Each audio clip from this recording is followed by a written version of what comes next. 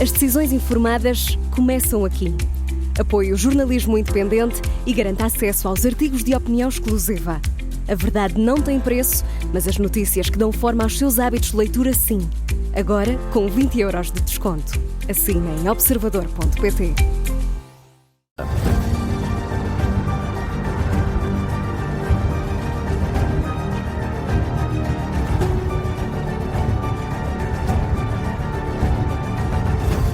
Está no ar o domínio da guerra, da Rádio Observador, sempre com o Major-General José Arnaud Moreira. Olá, dia. Muito bom dia a Viva. todos. Vamos começar pelo plano de paz para a Ucrânia. No último programa apresentou aqui, Major-General, em linhas gerais, o plano do General Keith Kellogg, que foi nomeado por Trump como enviado especial da próxima administração para os assuntos da Ucrânia e da Rússia. Prometemos aqui voltar ao assunto em maior detalhe, até porque é importante perceber as reações que, entretanto, se produziram. Afinal, em que ponto estamos? Nós prometemos e nós cumprimos. Mais nada. Mais nada. Bom, este plano pode não ser o plano final. Bom, pode não ser o plano final porque ele tem a assinatura do autor, mas a não... paz constrói-se, não é? Mas não tem a validação ainda de Donald Trump.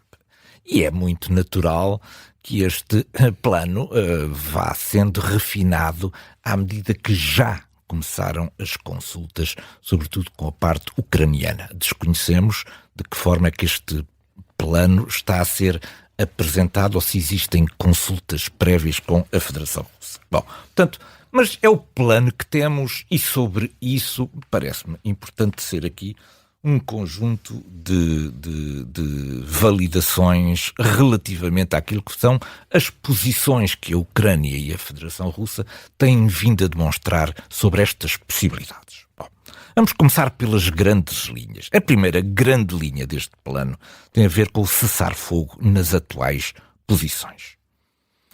Para a Ucrânia, a situação pode ser aceitável, uma vez que a dinâmica de avanço da Federação Russa recomenda prudência na Ucrânia relativamente à manutenção do seu território. Desde que o plano não consagre, para já, a atribuição dos territórios conquistados à Federação Russa. Isto é, a Ucrânia poderia aceitar um cessar-fogo nas atuais posições, desde que não ficasse taxativamente escrito que os territórios, entretanto ocupados pela Federação Russa, passam para a posse efetiva da Federação Russa e a Ucrânia reconhece que esses territórios passam a pertencer à Federação Russa. Aliás, esta linha vermelha é compreensível do ponto de vista da Ucrânia, mas também é exigível do ponto de vista ocidental.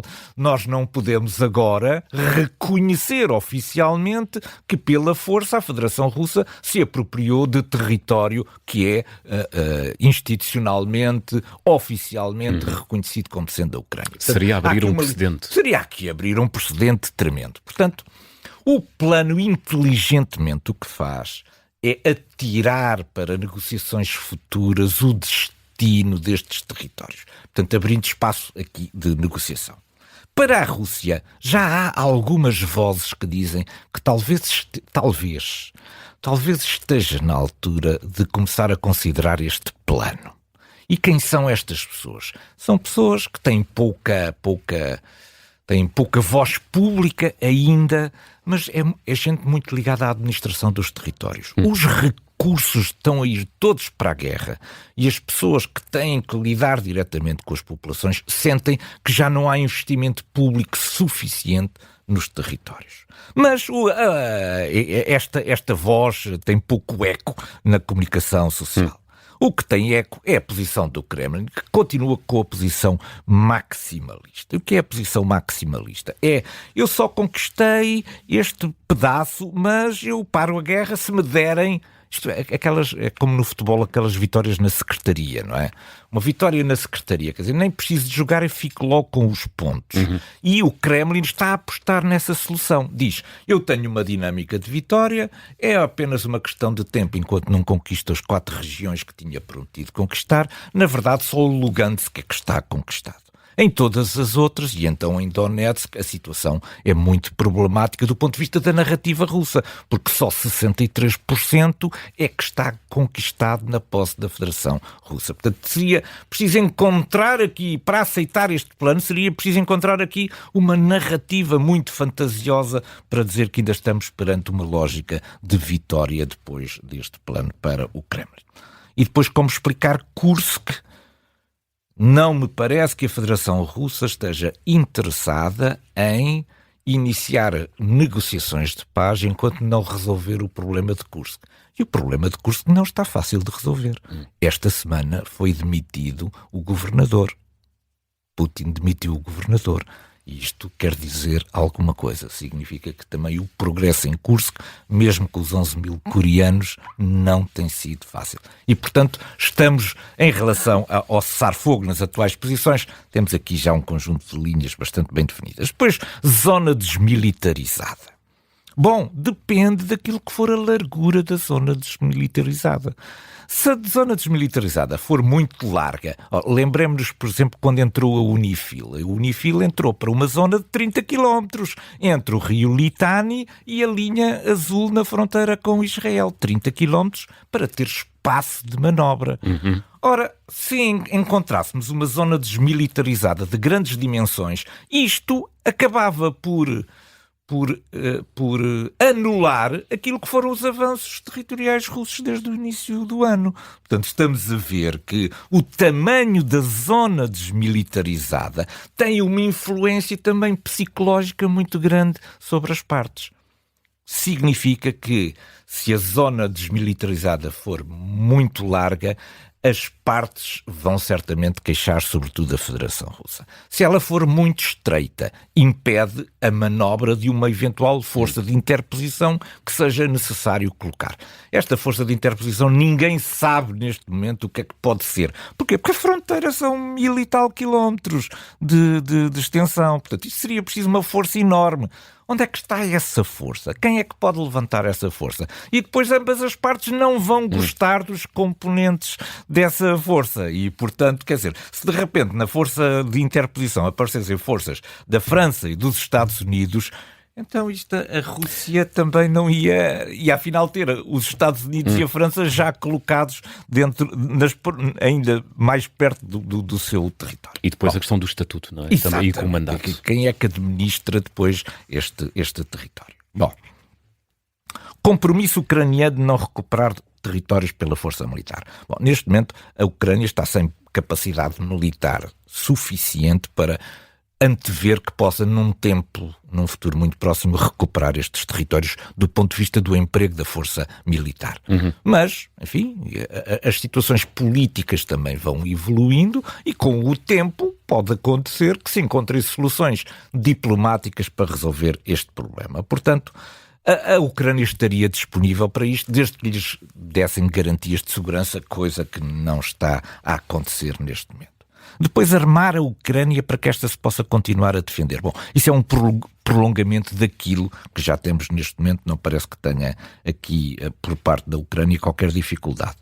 A Rússia termina ataques ao território. Isso era importante para a Ucrânia do ponto de vista político, porque o seu sistema energético está em colapso e, portanto, este era um aspecto que era muito importante do ponto de vista da gestão política interna. Depois, o alívio inicial das sanções à Federação Russa.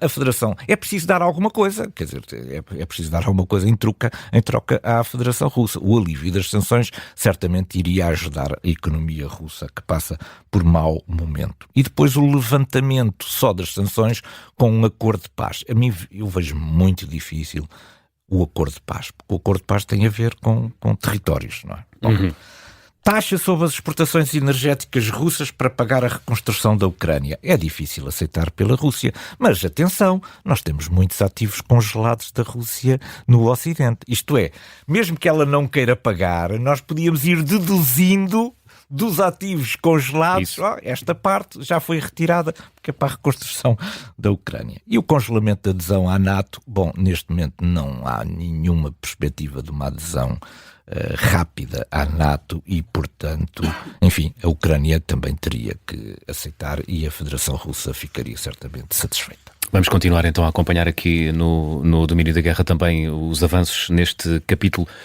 desta guerra, que já leva quase 3 anos. Vamos falar do Médio Oriente, que não nos para de surpreender. Certo. Estávamos a tentar os primeiros passos no acordo de cessar-fogo entre Israel e o Hezbollah, quando a violência explodiu uma vez mais na região, desta vez na Síria. Major-General, as forças islâmicas rebeldes tomaram a cidade de Alepo em poucos dias e ameaçam de novo o regime de Bashar al-Assad.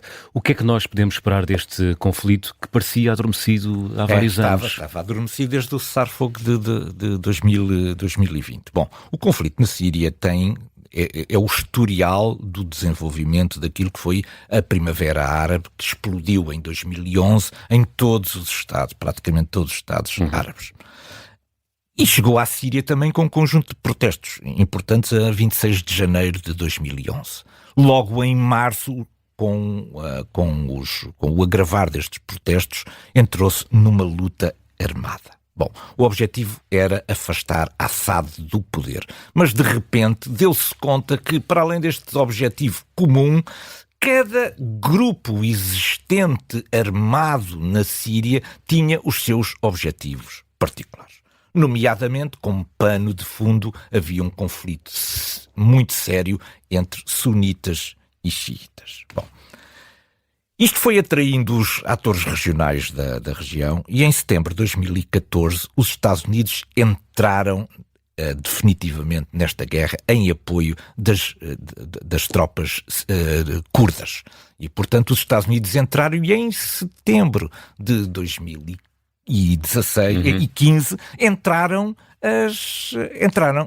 entrou a Federação Russa, sobretudo com o apoio aéreo. Portanto, Administração Obama. E, portanto, o que é que nós tínhamos aqui? Tínhamos que a Federação Russa deu sobretudo o apoio aéreo, algum apoio naval também com bombardeamentos navais, procurando aqui replicar aquilo que tinham sido demonstrações de força do Ocidente, por exemplo, no Iraque.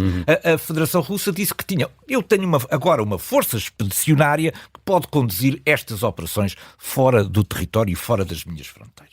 Bom, em 2020, com o apoio, sobretudo, do Hezbollah, do Irão, das milícias xiitas que existem também no Iraque, o governo sírio, e sobretudo com o apoio aéreo da Federação Russa, conseguiu empurrar outra vez os rebeldes para norte. E agora, no início desta situação, encontramos a seguinte situação no terreno. Nós temos a parte central e sul da Síria. A Síria é 2 vezes o tamanho de Portugal, para termos uma ideia. São 25 milhões de habitantes, 2 vezes o tamanho de Portugal. A parte central e sul continuam na posse daquilo que é o regime de Assad. A parte norte está dividida em três regiões. A região mais a oeste, que é a região de Idlib, está controlada pelo HTS, um conjunto de guerrilheiros, de combatentes jihadistas, alguns dos quais oriundos do Estado Islâmico e da Al-Qaeda. Depois, ao norte, portanto, na região central ao norte, os apoiantes da Turquia, que são suportados pela Turquia, e depois, mais a leste, os curdos. E, enfim, todos estão à procura deste vazio de poder que, entretanto, ocorreu no regime de Assad. Porquê é que ocorreu um vazio de poder? Por duas ou 3 razões importantes. Porque a Federação Russa anda distraída com a situação na Ucrânia, ponto 1. Ponto 2, porque Israel destruiu a parte das chefias militares e danificou o Hezbollah, que eram os combatentes no terreno em favor do regime de Assad, e porque as milícias, e porque a capacidade do Irão de também entrar em apoio do regime de Assad depende muito de haver ou não haver apoio aéreo da Federação Russa, o que está certamente limitado. E, portanto, nós estamos agora numa fase em que Alepo caiu em 2 ou 3 dias, Ontem já foi tomada a cidade de Hama, que era uma cidade importante, e as forças rebeldes agora aproximam-se de Homs. Se Homs for tomado, então o próximo passo será Damasco.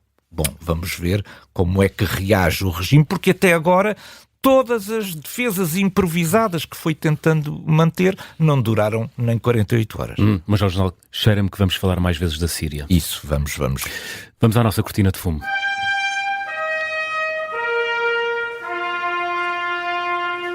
Trazemos hoje para a nossa cortina de fumo o Memorando de Budapeste, assinado em 5 de dezembro de 1994, um acontecimento que faz esta semana, ontem precisamente, 30 anos. 30 anos é muito tempo para uma cortina de fumo, não é, Major General? Já durou muito tempo. Ou não? Já. Os chamados os ventos da história costumam dissipar estas questões das cortinas de fumo longas.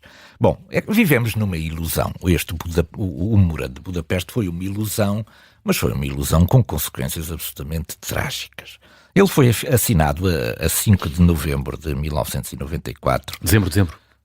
5 de dezembro de 1994, exatamente. E a Ucrânia, a Bielorrússia e o Cazaquistão desistiam de ser potências nucleares. A Ucrânia era a terceira maior potência nuclear na altura. Desistiam, entregavam os seus equipamentos ou destruíam os seus equipamentos e, em troco disso, recebiam garantias extraordinárias. Eu vou ler o que dizia a primeira garantia. Dizia assim: seriam respeitadas a independência e a soberania destes países nas atuais fronteiras. Até falava nas fronteiras, não era noutras fronteiras, nestas fronteiras. Isto foi uma enorme cortina de fumo em que os ucranianos foram profundamente enganados com estas garantias de segurança que acabaram por não ser cumpridas. Bom, mas não foi apenas isto. O que aconteceu foi que os países aderiram depois ao Tratado de Não Proliferação Nuclear, comprometeram-se a não virem a ser potências nucleares e comprometeram-se uma parte a destruírem equipamento, armamento relacionado com o poder nuclear e, por outro lado, a entregar algum desse equipamento militar. A Ucrânia destruiu muito do equipamento militar in situ, portanto foram destruídos na própria Ucrânia, e entregou à Federação Russa algum equipamento. Entre eles, bombardeiros estratégicos e mísseis de cruzeiro, que fazem falta agora à Ucrânia. É verdade. Entre os bombardeiros estratégicos, entregou 8 aviões Tu-160 e 3 Tu-95. Eram equipamentos ucranianos que, ao abrigo deste acordo, foram entregues à Federação Russa. Escândalo! Então não é que estes bombardeiros estratégicos são agora usados pela Rússia para bombardear a Ucrânia? Bom, há uma lição que temos que tirar disto tudo. Da nossa defesa dependemos nós. Somos nós que temos que garantir a nossa própria defesa. Esta coisa de confiar excessivamente em tratados internacionais, confiando que daqui a 30 anos alguém estará ainda disponível para nos vir defender, é, como no caso da Ucrânia, uma enorme cortina de fumo. Vamos ao nosso ponto de mira.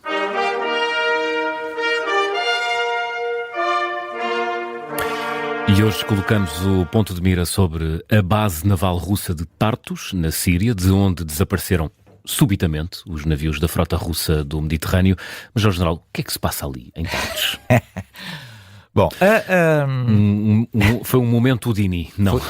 Foi um momento de enorme precaução por parte da Federação Russa. Bom, Tartus é uma base naval que existe na posse, na altura foi montada pela União Soviética em 1971. Portanto, isto ainda é do tempo da Guerra Fria. A União Soviética, em 71, instalou uma base naval. Porquê é que esta base naval era importante? Porque o flanco sul da Europa era um flanco NATO. Tinha a Grécia, tinha a Turquia, que eram membros da NATO, e a Federação Russa sentia-se desconfortável no Mediterrâneo Oriental, onde não tinha bases. E, portanto, a União Soviética construiu uma base naval no Mediterrâneo Oriental, em Tartus, na Síria, para poder instalar, digamos, um poder naval que pudesse ser compatível com o poder da NATO.